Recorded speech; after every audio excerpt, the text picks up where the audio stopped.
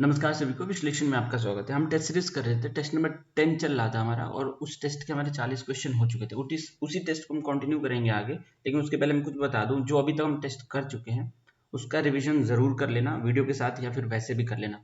तो उसके लिए मैंने एक शॉर्ट में एक पीडीएफ मुझे मिला था, तो वो मैं ग्रुप में भेज दूंगा। तो सभी टेस्ट के आंसर जो एक्सप्लेनेशन होगा शॉर्ट में, उस वीडियो को देखते हुए पीडीएफ के साथ में पढ़ लेना। तो रिवीजन अगर होगा तो ही टेस्ट करने का फायदा है, वरना नंबर ऑफ टेस्ट से कोई मैटर नहीं करेगा बाद में। तो टेस्ट ज़्यादा से ज़्यादा करो ना करो, लेकिन रिवीजन ज़रूर कर लेना। दूसरी बात यह है कि हमारा लगभग सभी सब्जेक्ट का एक बेसिक टेस्ट हो चुका है, सिर्फ साइंस और टेक का बचा है। तो साइंस और टेक का हम वाजीराम के करेंगे, 2 टेस्ट करेंगे। उसके पहले हम फुल लेंथ करेंगे। तो ये वाला टेस्ट नंबर 10 खत्म करने के बाद हम पहले फुल लेंथ करेंगे एक वाजीराम से, उसके बाद साइंस एंड टेक का 2 करेंगे। ठीक है, तो चलो हम इसको शुरू करते हैं। पहला प्रश्न आपकी स्क्रीन पे रहा, question number 41। Consider the following statement regarding the powers and functions of Gram Sabha under the पंचायती, मतलब पंचायत का जो एक्ट आया था उसको शेड्यूल्ड एरिया में बढ़ाने के लिए पैसा एक्ट आया था, सबको पता होता है 1996 में आया था। इसके लिए मैंने एक शॉर्टकट भी बनाया था, वो शॉर्ट में देखना मिल जाएगा कि कैसे याद होता है, कहाँ कहाँ पे एलिजिबल होता है। तो पहला ऑप्शन क्या है, the act mandates consultation with the gram Sabha before acquisition of land for development project in scheduled area. हाँ, ये ठीक है। अगर ग्राम सभा से आपको अनुमति लेनी होती है, अगर कोई विकास कार्य करने होते हैं, तो ग्राम सभा से पूछना जरूरी है शेड्यूल्ड एरिया में। The act grants ownership of minor forest produce to the ग्राम सभा, ये भी ठीक है, क्योंकि जो लकड़ी वकड़ी टिम्बर होता है ये सब उनको इकट्ठा करने का, जैसे तेंदुलीव हो गया, तो उनको इकट्ठा करने की अनुमति होती है, सही है। The act empowers the gram sabha to control the sale of arms and ammunition in schedule area. देखो, सेल ऑफ आर्म्स और एम्यूनिशन भारत में कोई नहीं कर सकता है, चाहे किसी एरिया में हो। खुले में तो नहीं, बिना लाइसेंस का तो कोई रख ही नहीं सकता है। तो ये तो ऐसे हम इसको काट देंगे। तो 1 एंड 2 इसका आंसर हो जाएगा, ओनली 2 आंसर हो जाएगा इसका। और वैसे भी हमें पता है कि भारत में बंदूक कोई रख नहीं सकता है, तो ये तो हम एलिमिनेट ही कर देंगे सीधे। देखते हैं एक्सप्लेनेशन डिटेल में। देखो, पेशा के बहुत सारे क्वेश्चन हम पहले कर चुके हैं, तो सिर्फ आंसर पढ़ेंगे थोड़ा सा, फिर आगे बढ़ेंगे हम अगला। क्वेश्चन नंबर 41 का आंसर बी है, मतलब 2 ही सही है। देख लेते हैं कौन कौन सा सही है। देखो, ये सब पेशा act 73rd constitutional amendment act से आया था, पार्ट 9 ऐड हुआ था। ठीक है, पेशा एक्ट के कुछ प्रोविजन पावर हैं, ये सब पहले हम कर चुके हैं। हमें ये देखना है कि देखो, ग्राम सभा मैंडेटरी एग्जीक्यूटिव फंक्शन, अगर उनसे पूछना ही पड़ेगा अगर कुछ विकास के कार्य होते हैं तो, क्योंकि वो कॉम्पिटेंट अथॉरिटी है वहाँ की। और इनके कुछ पावर दे रखे हैं, राइट टू मैंडेटरी कंसल्टेशन, यही पूछा था क्वेश्चन में। पावर इंडोर्ड टू गो ग्राम सभा and panchayat eight appropriate level, ownership of forest produce, वही लकड़ी की बात कर सकते हैं हम। और पेशा एक्ट कोई ग्रांट नहीं करता उनको लाइसेंस बंदूक बेचने वगैरह का। अगला प्रश्न हम करते हैं, क्वेश्चन नंबर 42। एक second. Question number 42, consider the following pairs types of cut motions meaning. देखो, कुछ ऐसे कट मोशन होते हैं, अगर विपक्ष या फिर जो भी कुछ लोग को असहमति अगर व्यक्त करनी है सरकार के प्रति, तो कुछ मोशन ऐसे होते हैं, तो उसके टाइप्स दे रखे हैं। जैसे कि पॉलिसी कट मोशन होता है एक, तो इसमें क्या करती है सरकार, विपक्ष ज्यादातर क्या करता है कि वो डिसअप्रूव करता है सरकार की पॉलिसीज को। तो इसमें यही लिखा है, to express disapproval of a particular policy of the government, तो पॉलिसी कट यही होता है। ठीक है। Economic cut, to reduce the amount of demand by specific sum, कुछ स्पेसिफिक समझा, अगर ऐसा लगता है कि कुछ ज्यादा पैसे लग रहे हैं या फिर, तो उसके लिए अगर विपक्ष अपना कुछ आवाज उठाए तो उसको इकोनॉमिक कट भी कह सकते हैं हम, तो ये भी ठीक है। Token cut, to draw attention to a specific grievance, अगर कोई विशेष समस्या है विशेषकर विपक्ष को, तो उस टाइम पे अपनी नाराजगी जाहिर करने के लिए, क्योंकि वो और कुछ तो कर नहीं सकते हैं, तो टोकन कट वो इंट्रोड्यूस करते हैं। इसमें ज्यादातर 1 रुपये कटते हैं, सिर्फ ये अपनी नाराजगी दिखाने के लिए कि हमें बुरा लग रहा है। तो ये ठीक है, टोकन कट भी सही है। तो इसका आंसर 1 2 3 हो जाना चाहिए, ऑल 3 हो जाएगा इसका आंसर। देखते हैं हम, ये लक्ष्मीकांत ने बिल्कुल एज इट इज दिया है, तो ये बिल्कुल बेसिक सा है, एक्सप्लेनेशन डिटेल में नहीं पढ़ेंगे इसका भी हम। 42 का C, cut motion are parliamentary procedure होते हैं, वही मेंबर ऑफ पार्लियामेंट विशेषकर ज्यादातर विपक्ष वाले उठाते हैं। Potentially vote against specific demands of the grants proposed in the budget, जैसे बजट आता है तो उसमें इतने पैसे एलोकेशन होती है, उसके खिलाफ ये लोग ले आते हैं पॉलिसी कट मोशन। जो ऑप्शन दिया था सेम टू सेम है, इकोनॉमिक कट मोशन कुछ रिड्यूस करना होता है अमाउंट का। और टोकन कट में ज्यादातर 1 रुपये होता है, इधर 100 रुपये दिया, 1 रुपये भी होता है। अगला प्रश्न करते हैं, token cut motion amount of the demand is reduced by 100। एक होता है कोई इसमें 1 रुपये माइनस होता है, शायद टोकन कट ही होता है, एक बार देख लेना, कंफर्म कर लेना। जहां तक मुझे याद आ रहा है कि 1 रुपये इसी में होता है, देख लेना एक बार। अगला प्रश्न हम करते हैं। वैसे इसमें 100 रुपये दे रखा था, पता नहीं कैसे। Consider the following statement regarding survey of India, it is the oldest scientific department of the government of India. देखो हाँ बिल्कुल ठीक है, ये 1700 समथिंग में बना था शायद, 1760 के आसपास में बना था। ये तो सबसे पुराना डिपार्टमेंट है ये, बढ़िया, ये सही है। It comes under the ministry of earth sciences, बिल्कुल गलत है ये मिनिस्ट्री ऑफ अर्थ साइंसेज नहीं, department of science and tech के अंदर आता है ये, तो ये गलत है। Its headquarter is in Mussoorie, Uttarakhand. Mussoorie में तो कुछ और है, लबासना है, तो ये गलत है। यहाँ पे है, ये उत्तराखंड में ही है लेकिन देहरादून में है। वहीं पे फॉरेस्ट रिसर्च इंस्टीट्यूट भी है, भारत की प्रीमियर इंस्टीट्यूट जो फॉरेस्ट के लिए काम करती है, तो ये गलत है। और ये भी गलत है, इसका आंसर केवल पहला ही सही है क्योंकि ओल्डेस्ट है ये, तो इसका आंसर ओनली 1 हो जाएगा। देखते हैं इसका एक्सप्लेनेशन क्या दिया है। 43 का आंसर ए है, ठीक है। डिपार्टमेंट ऑफ सबसे पुराना है ये तो मैंने बताया, 1767 में है, ये याद रखना। ये अगर नहीं भी याद है तो इतना याद रखना कि सबसे पुराना है। Survey of India comes under the department of science and technology, ये भी ठीक है, वहाँ पे पीछे दे रखा था अर्थ साइंसेज इसलिए गलत था। और इसका हेडक्वार्टर देहरादून में, उत्तराखंड में ही है लेकिन देहरादून में। अगला प्रश्न करते हैं। इनका मेन काम ये होता है कि जो नक्शे बनते हैं भारत में उस पर इनका मेन फोकस रहता है, यही डिपार्टमेंट जिम्मेदार होता है नक्शे बनाने के लिए। अगला प्रश्न हम करते हैं। क्लाइमेट प्रॉमिस इनिशिएटिव, वो ये देखो करंट अफेयर का क्वेश्चन है तो देखते हैं, इसको थोड़ा सोच के करना पड़ेगा। Was recently seen in the news in this context which of the following statement best explains it's objective. It is climate से संबंधित है, इतना में समझ में आ रहा है, ठीक है। और क्या इसमें लिखा, बस इतना ही समझ में आ रहा है। Promise initiative, it is a global initiative to support to countries in fulfilling their commitment to grow and maintain the urban forest. Urban forest हो भी सकता है, नहीं भी हो सकता है। It is a UNDP initiative to support countries in enhancing their nationally determined contribution under Paris Agreement। देखो ये दुनिया भर के लिए UNDP यही काम करता है, तो ये ज़्यादा चांसेस है। It is a world bank का तो कुछ लेना देना है नहीं इससे। It is an UNEP initiative to provide financial support to countries affected by climate change. या तो बी होगा या तो फिर डी होगा, ज़्यादातर मुझे डी लग रहा है क्योंकि डेवलपमेंट ये प्रॉमिस कर रहे हैं ना, ये united promise climate promise initiative. B या डी में से कोई होगा आंसर, देखते हैं इसका, कंफर्म नहीं है मुझे भी। करंट अफेयर का क्वेश्चन है ये, 43 का बी। 43 का बी देखो कोई लॉन्च हुआ क्लाइमेट प्रॉमिस 2025। अच्छा ये करंट का ही क्वेश्चन है तो एक बार देखना पड़ेगा अच्छे से, करंट अफेयर पढ़ा तो होगा इसको। यूएनडीपी ने लॉन्च किया इसको, ये बात याद रखना, इसका नाम ये है। और इनिशिएटिव ये प्लान जो हुआ था पेरिस एग्रीमेंट और क्लाइमेट चेंज के अंदर हुआ था, जो 2015 में हुआ था।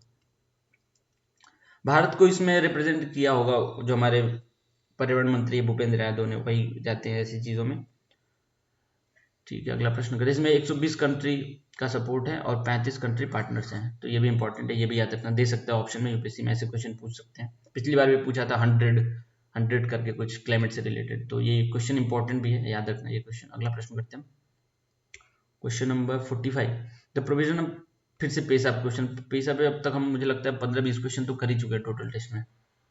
1996 are applicable to which of the following state. देखो इसी के लिए यही एग्जैक्ट यही शॉर्ट में बनाया था मैंने ट्रिक की, कैसे याद होगा तो एक बार जरूर देख लेना शॉर्ट में, वो कैट बिल्ली वाला था जो ट्रिक, तो उसके हिसाब से हम देखते हैं। गुजरात, राजस्थान, हिमाचल प्रदेश, उत्तराखंड, कहाँ कहाँ पैसा एक्सटेंशन पैसा एक्ट लागू होता है।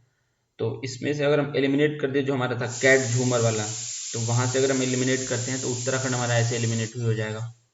तो 1 2 3 इसका आंसर होना चाहिए, आंसर सी होना चाहिए। 1 सेकंड में आता हूँ, 30 सेकंड फास्ट फॉरवर्ड कर देना आता हूँ मैं।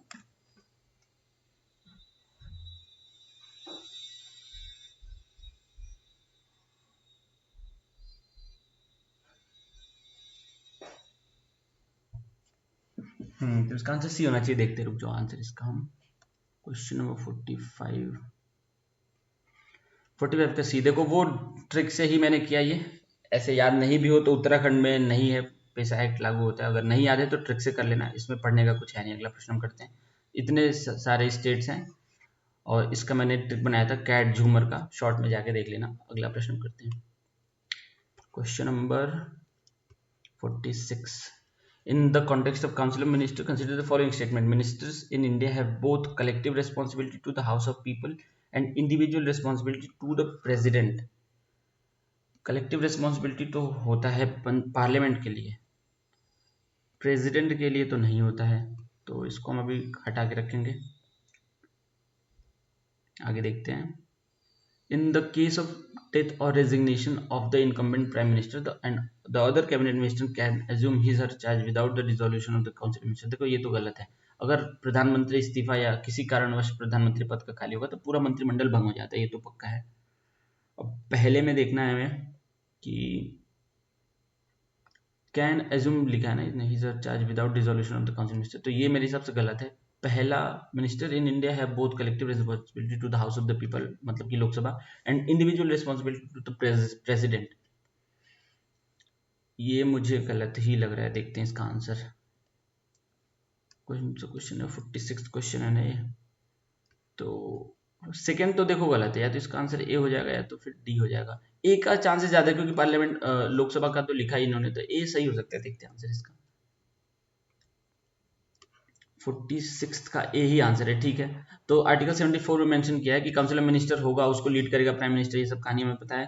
Article 75 held that the minister shall hold office until the pleasure of president, ये भी पता होता है यूजुअली। तो इंडिविजुअली ये रिस्पॉन्सिबल है राष्ट्रपति के लिए और कलेक्टिवली रिस्पॉन्सिबल है लोअर हाउस ऑफ पार्लियामेंट, मतलब कि लोकसभा के लिए। और किसी भी सिचुएशन में अगर प्रधानमंत्री हटते हैं, जो कि की stone of the cabinet arc होते हैं, की स्टोन जैसे कि मान लो कोई आर्क है, यहाँ पे जो कॉर्नर वाला पत्थर होता है उसको की स्टोन कहते हैं, तो इसलिए प्रधानमंत्री होते हैं। अगर ये गिर जाता है तो पूरा बिल्डिंग गिर जाता है, तो इसलिए की stone of the cabinet arc कहते हैं। तो प्रधानमंत्री जाते हैं तो मंत्रिमंडल को इस्तीफा देना होता है। अगला प्रश्न करते हैं, question number 47 with reference to the 73rd constitutional amendment act regarding panchayat, फिर से देखो वही पूछा पंचायत वाला। Panchayat consider the following provision, organization of Gram Sabha in a village और ग्रुप ऑफ विलेजेस, ठीक है। Endowing the gram Sabha with powers and functions at the village level, ये भी है। Constitution of state finance commission of after every 5 years to review the financial position of the panchayat, ये भी है। Making the grant in aid to the panchayat from the consolidated fund of state, ये भी है। पूछा गया इसने, how many of the above are voluntary provision. अच्छा देखो, वॉलेंट्री और कॉन्स्टिट्यूशन मतलब ये कंपलसरी प्रोविजन का हमने क्वेश्चन किया भी था ऊपर, जिसमें ओबीसी वाला क्वेश्चन था वो। तो दो टाइप के होते हैं, हमें पता ही है, एक वॉलेंट्री होता है और एक कंपलसरी होता है। तो वॉलेंट्री में ऐसे ही होते हैं जो ग्राम सभा को आपको पावर देनी होगी, जैसे कि ऑर्गेनाइज करना होगा ग्राम सभा गांव में, तो ये आपका कंपलसरी प्रोविजन में आएगा, तो ये सही है, ठीक है। एंडाविंग the gram Sabha with powers and functions at village level, ये वाला वॉलेंट्री में आएगा, ठीक। पहला हमारा कंपलसरी हो गया, दूसरा वॉलेंट्री होगा। Constitution of state finance commission after every 5 years, देखो ये कॉन्स्टिट्यूशन में ही दिया है, तो ये हमारा कंपलसरी प्रोविजन है। तो दो तो कंपलसरी प्रोविजन है। Making grant in aid, grant in aid make करना मतलब जरूरी नहीं है, तो ये वॉलेंट्री प्रोविजन है। तो इसका आंसर 1 और 3 होना चाहिए। ऐसे वाले बेकार से ऑप्शन दिए हैं, तो इसका आंसर बी होगा। देखते हैं आंसर इसका 1 और 3 होगा। 47th का बी दिया है आंसर, ठीक है। हम देख लेते कौन कौन सा सही है, पूरा इतना लंबा चौड़ा कहानी फिर से हम नहीं पढ़ेंगे। थर्ड इज नॉट करेक्ट, एक सेकेंड, तो ये वॉलेंट्री प्रोविजन नहीं है, कंपलसरी प्रोविजन। क्या पूछा था क्वेश्चन, वॉलेंट्री पूछा था कंपलसरी, वॉलेंट्री पूछा ना इसने, तो 1st and 3 आर वॉलेंट्री, यार 2nd और 4th होगा इसका आंसर। देखो पढ़ा मैंने सही था, आंसर गलत मार्क कर दिया। ऐसे में ही देखो फायदा हो जाता है हमारा, देखो हमने गलत आंसर मार्क किया लेकिन फिर भी ओनली 2 ही आंसर है, तो हमें ये नहीं भी पता होगा कौन से सही है, तब भी कभी कभी सही हो जाता है। जैसे कि इसका आंसर 2 और 4 होगा, मैंने मार्क तो सही किया था लेकिन उधर गलत इधर कर दिया था। तो इसका आंसर वॉलेंट्री प्रोविजन 2 और 4 ही है, तो हमें पता ही है। तो एक्सप्लेनेशन देख लेते, तो तीसरा और पहला इसलिए गलत था, ठीक है, बाकी सही था। अगला प्रश्न करते हैं, question number 48, consider the following statement regarding parliamentary offices. The office of the leader of the house is mentioned in the rule of procedure and conduct of business in Lok Sabha. ठीक है, ये है मतलब LOP का जो position है उसमें rule of procedure में कंडक्ट ऑफ बिजनेस में मेंशन है, ठीक है। ये लोकसभा की वेबसाइट पे आपको मिल जाएगा। The office of the leader of the opposition is mention in institute, हाँ इसके लिए कोई एक एक्ट आया था, लीडर ऑफ ऑपोजिशन एक्ट कुछ करके था, इमरजेंसी के बाद आया था, तो ये भी सही है।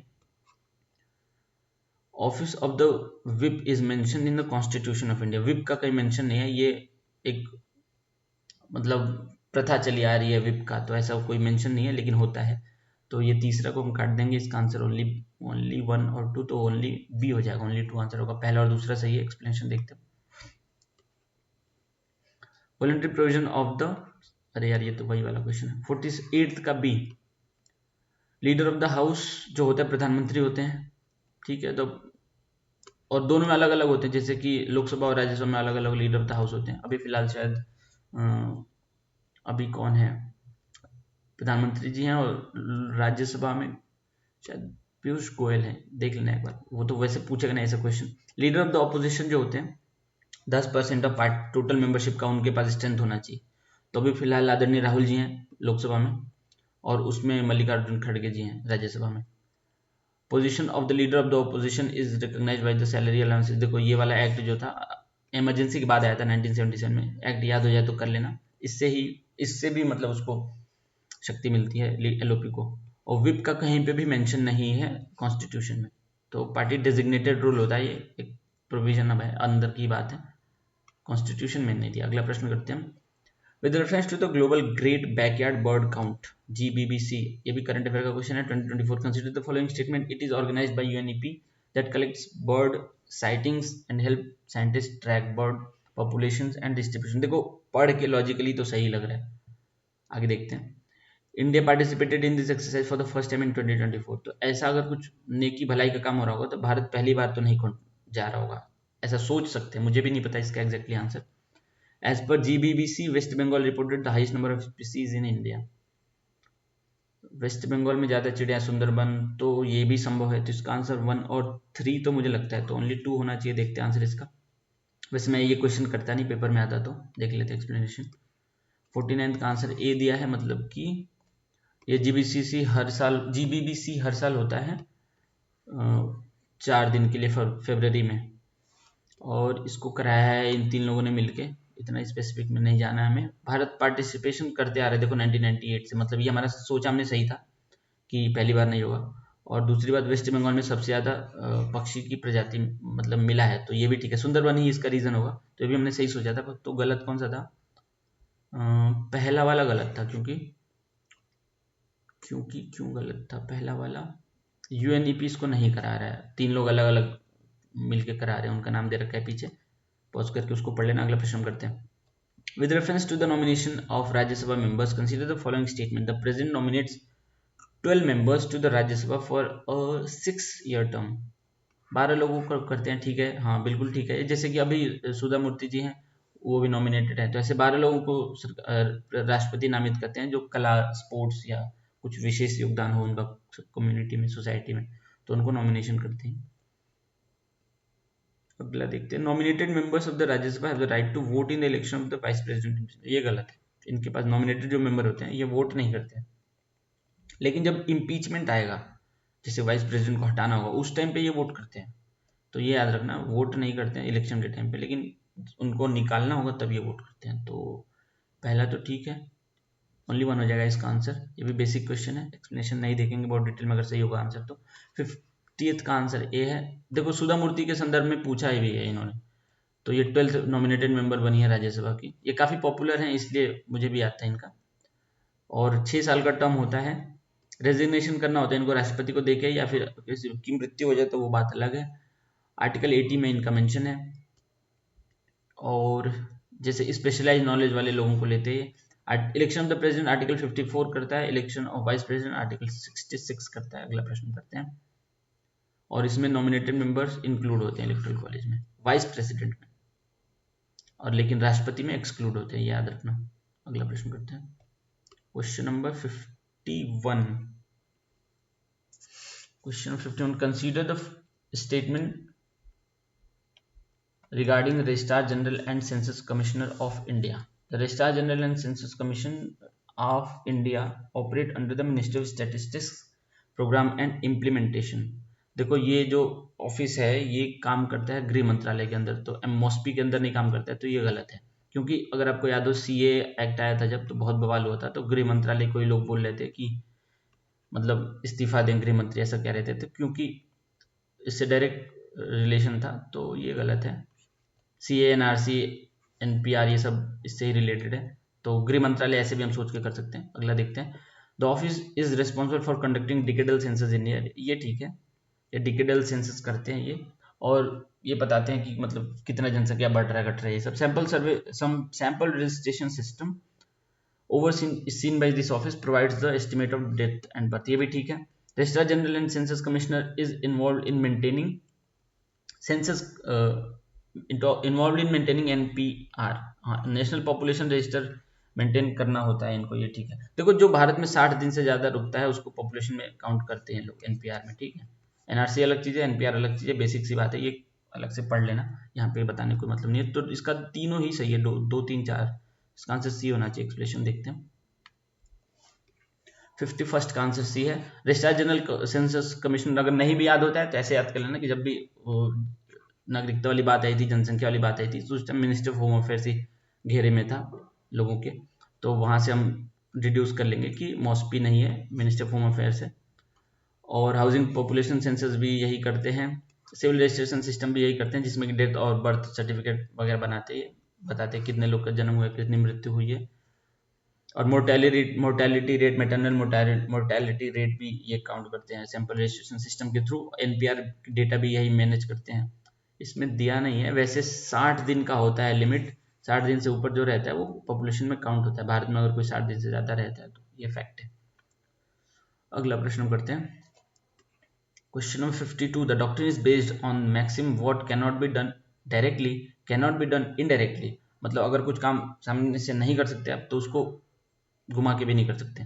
It prevents legislatures from accomplishing indirectly what they lack, मतलब ऐसा कुछ काम, जैसे मान लो कि पार्लियामेंट को कुछ काम करना है जो कि लीगली परमिसेबल नहीं है उनको कॉन्स्टिट्यूशनली, तो वो कुछ ऐसा रास्ता निकालेंगे कि उसको मनी बिल बना देंगे और उसको पास कर लेंगे. तो ऐसी चीज नहीं करनी चाहिए. तो इसको पूछना चाहता है कि ये क्या है. This encroachment may be direct और indirect which of the following doctrines. ऐसे बहुत सारे डॉक्ट्रिन्स होते हैं, हम पढ़ते हैं, कुछ कुछ दिया लक्ष्मीकांत ने, सब तो नहीं दिया. Has been discussed in the above paragraph.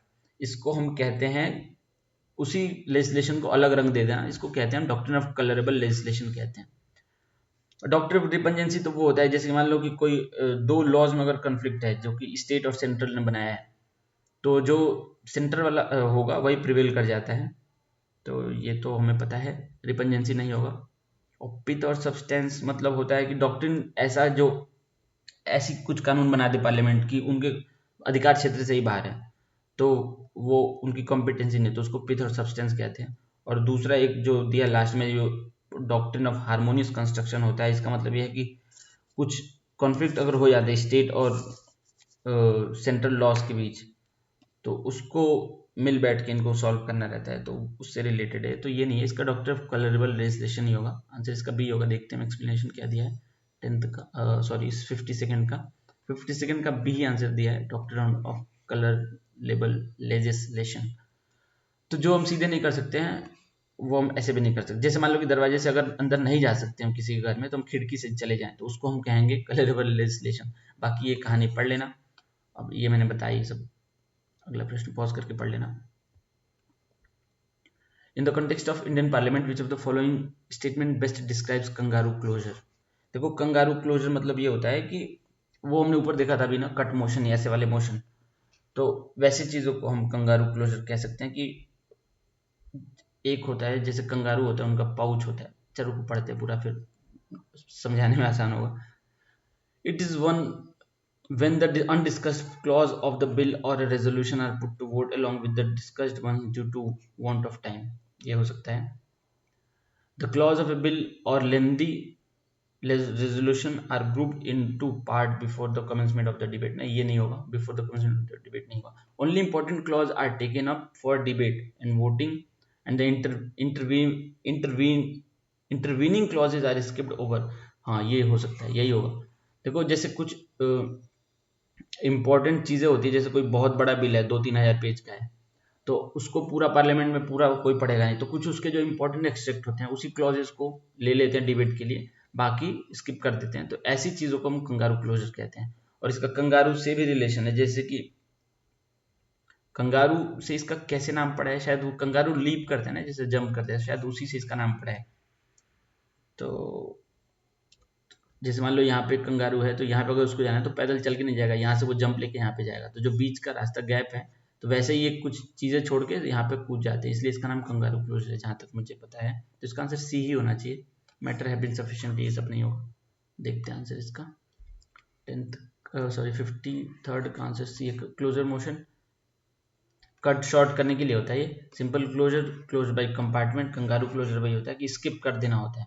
इसका नाम वहीं से पड़ा है। देखो जिलेटिन होता है ना, ये फ्रांस में होता था पहले, ऐसे बनाते थे ये गला काटने वाला, और दर्द ना हो उसको, ऐसे मतलब कुछ सजा देनी होती थी तो इस पे लोहा मतलब तलवार मान लो गिरा देते थे तो सर कट जाता था लोगों को। तो अचानक से तुरंत काम खत्म करने के लिए हम जिलेटिन क्लोजर करते हैं। ठीक है, तो ये वहीं से लिया है, फ्रांस से लिया है। इस पे आर्टिकल भी आया था इंडियन एक्सप्रेस में। अगला प्रश्न हम करते हैं, question number 54। Consider the following measures: integrated audit machinery, all India services, independent judiciary. How many of the above can be considered unitary feature of the Indian Constitution? देखो यूनिटरी फीचर और federal features ये बहुत मतलब बहुत कभी कभी confusing भी रहता है, लेकिन यहाँ पे तो इजी है। इंटीग्रेटेड ऑडिट मशीनरी क्या करता है, तो ये भारत का यूनिटरी फीचर है। ऑल इंडिया सर्विसेज बिल्कुल ठीक है, जैसे IAS IFS sorry I forest वाला सर्विसेज और आई रेवेन्यू सर्विसेज, ये सब जैसे होती हैं सर्विसेज ऑल इंडिया सर्विसेज, तो ये यूनिटरी फीचर। लेकिन इंडिपेंडेंट जुडिशरी नहीं है यूनिटरी फीचर, तो इसको हम आसानी से डिड्यूस कर लेंगे। 1 और 2 इसका आंसर हो जाएगा, मतलब कि 2 ओनली आंसर होगा। देखते हैं आंसर क्या दिया है। 54th का बी आंसर दिया, ठीक है। अब यूनिटरी फीचर होता है कि मतलब एम्फसाइज करते हैं सेंट्रलाइजेशन पे, जो केंद्र सरकार की शक्तियाँ ज़्यादा रहती हैं, और फेडरल फीचर होते हैं जिसमें ज़्यादा शक्तियाँ उनके पास राज्यों के पास हो, जैसे कि इंटीग्रेटेड ऑडिट मशीनरी कैग का बताया मैंने, ऑल इंडिया सर्विसेज सॉरी यार IAS IPS IFS, मैंने IRS बोल दिया था, उसके लिए सॉरी। ये गवर्नेंस का चैप्टर आता है, गलती से बोल दिया मैंने। IAS IPS IFS होता है, ये फॉरेस्ट सर्विसेज है। IFOS होता है ना फॉरेस्ट वाला, ये फॉरेन सर्विसेज होगा। तो the members of this services recruited and trained by the centre, ठीक है। Other unitary features include strong centre constitution citizenship judiciary, तो ये यूनिटरी फीचर है।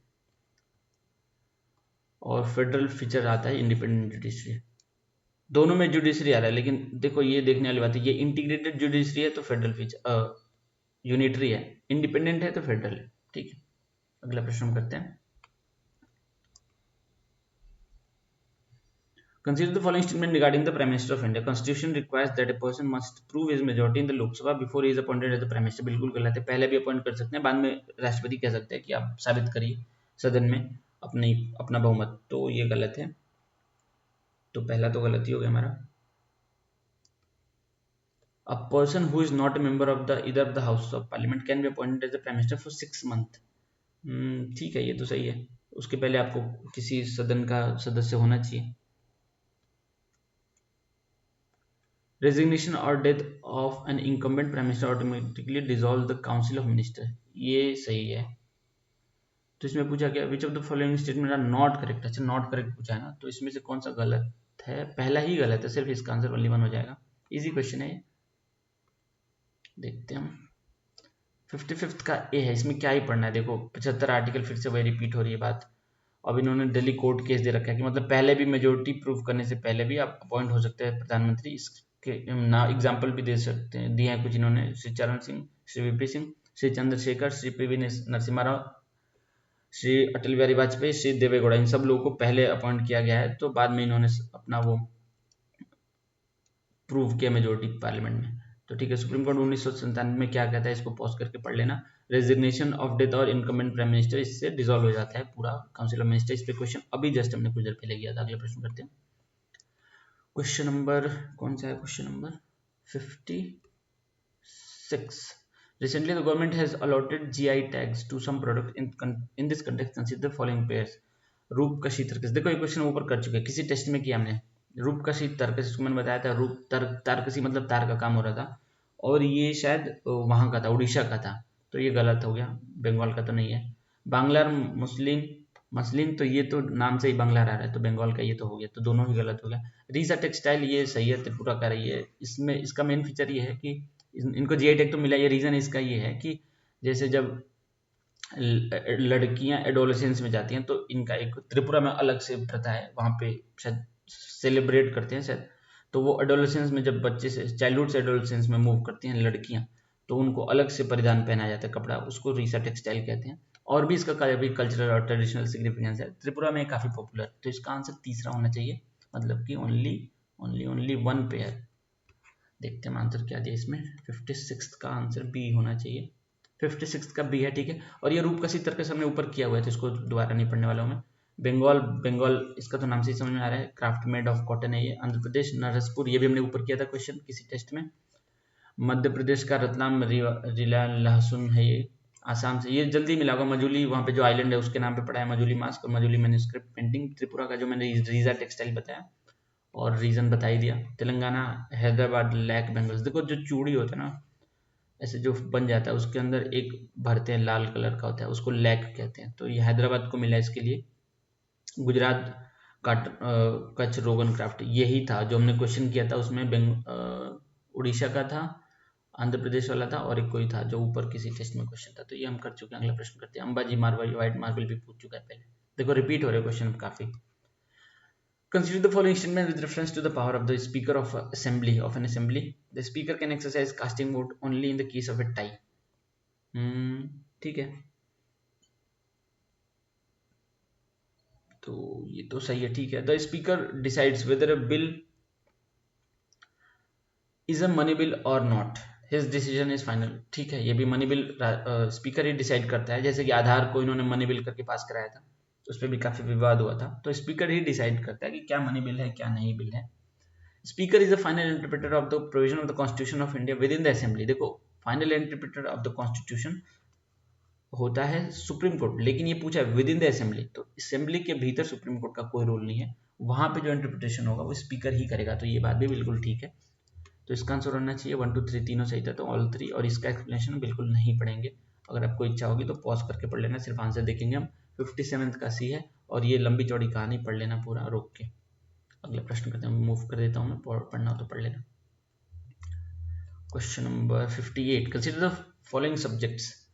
देखो इस पे क्वेश्चन पूछ चुका है पहले यूपीएससी, जो कंकरेंट सब्जेक्ट होते हैं, स्टेट और सेंटर के सब्जेक्ट होते हैं, देख लेते हैं हम। एजुकेशन देखो कॉन्करेंट में आता है, इस पे विवाद भी चल रहा है अभी एनईपी पे, तमिलनाडु और भारत सरकार के बीच में। ये बोल रहे हैं कि हम समग्र शिक्षा अभियान का पैसा तभी देंगे आप जब आप 3 लैंग्वेज 4 पॉलिसी को मानेंगे। तो लैंग्वेज तो करंट में भी है, पता भी होना चाहिए, ये कंकरेंट का टॉपिक है। Public health and sanitation state में आता है। वेट्स एंड मेजर ये तो सेंटर का है।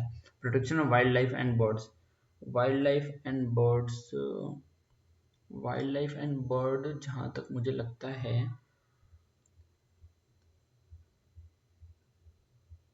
वाइल्ड लाइफ एंड बर्ड यार आएगा स्टेट में आना चाहिए। अच्छा इसमें पूछा है 42nd अमेंडमेंट एक्ट से किसको कंकरेंट लिस्ट में किया गया, ये पूछा है इन्होंने। तो 42nd अमेंडमेंट से ये तो हमें पता ही है कि एजुकेशन है, तो इसको हम अगर मान लेते हैं पहले को, तो ये ऑप्शन तो चला गया हमारा। वेट्स एंड मेजर को तो किया नहीं होगा। पब्लिक हेल्थ एंड सैनिटेशन, मुझे 1 और 4 कोई ऑप्शन नहीं है, तो इसका 1 और 4 अगर हम लेते हैं तो फिर 3 भी आ जाएगा, तो इसका आंसर सी लगता है मुझे। देखते हैं हम, सी या फिर डी भी हो सकता है, देख लेते हैं इसका आंसर। अब एक्ट पूछे, मुझे लगा ऐसे डायरेक्ट पूछा है, अमेंडमेंट से पूछा है, इसका आंसर सी दिया है, ठीक है। तो ट्रांसफर ऑफ सब्जेक्ट कुछ ऐसे लिस्ट में थे, मतलब जैसे कि पहले जुडिशरी भी, जो लोअर जुडिशरी होता था वो पहले होता था स्टेट की लिस्ट में, लेकिन बाद में उसको ट्रांसफर कर दिया ना सेंटर में, तो वैसे ही कुछ कुछ चीज़ें ट्रांसफर की थी 42nd अमेंडमेंट, जिसको मिनी कॉन्स्टिट्यूशन भी कहते हैं 1976 में।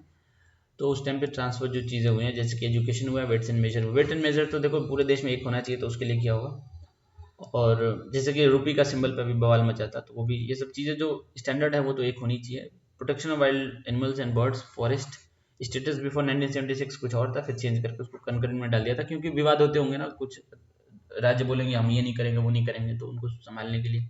जस्टिस का देखो यहाँ पे दिया है, जो लोअर कोर्ट होती थी पहले 42nd अमेंडमेंट के पहले, ये कह रहा था मैं ऊपर, तो वो पहले होता था इनके जुरिस्डिक्शन में स्टेट्स के, लेकिन बाद में उसको ट्रांसफर कर दिया कॉन्करेंट में, ताकि दोनों देख सकें। अभी तो जुडिशरी में काफ़ी कुछ करना बाकी है, आजकल तो न्यूज़ देख ही रहे होगे। पब्लिक हेल्थ एंड सैनिटेशन ये आता है स्टेट लिस्ट में, और फिर बाद में इसको ट्रांसफर कर दिया, मतलब नहीं किया, नो चेंज है, अभी भी स्टेट सब्जेक्ट ही है। जैसे कि इसका अगर हम एग्जांपल देखें, स्वच्छ भारत मिशन को ये सक्सेसफुल करा पाए थे। हमेशा माननीय प्रधानमंत्री जी कहते थे कि जन भागीदारी जन भागीदारी, तो जन भागीदारी में स्टेट्स की भागीदारी भी बहुत ही इंपॉर्टेंट थी, और सभी स्टेट्स ने मिलकर काम किया था, तभी उसका परिणाम दिखा था स्वच्छ भारत मिशन का। अगला प्रश्न हम करते हैं, क्वेश्चन नंबर 59। कंसीडर द, ये वाला सेशन हम 60 तक करके बंद करेंगे, फिर इसको कोशिश करूँ मैं आज ही खत्म कर दूँ। बोल के ऐसे गला सूख जाता है फिर। एक सेकंड पानी पी लो।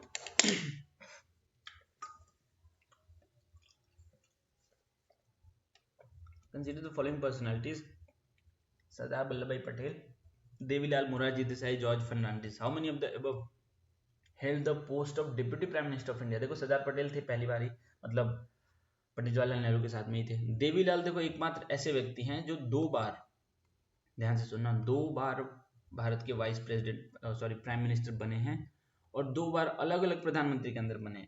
एक बार चंद्रशेखर जी के टाइम पे बने थे और दूसरा चरण सिंह, मतलब किसी और के टाइम पे बने थे, लेकिन ये 2 बार बने हैं, तो ये तो सही है। मोरारजी देसाई बिल्कुल सही है, ये भी पहले गुजरात से आते थे, ये पहले उप प्रधानमंत्री थे, फिर बाद में प्रधानमंत्री भी बने थे।